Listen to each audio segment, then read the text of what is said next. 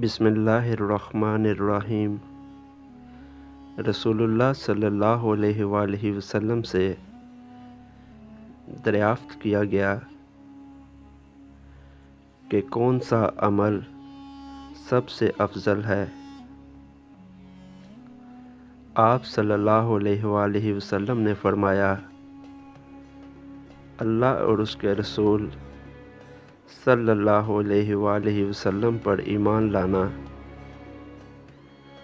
کہا گیا، اس کے بعد کون سا؟ آپ صلی اللہ علیہ وآلہ وسلم نے فرمایا کہ اللہ کی راہ میں جہاد کرنا۔ کہا گیا، پھر کیا ہے؟ آپ صلی اللہ علیہ وآلہ وسلم نے فرمایا، حج مبرور۔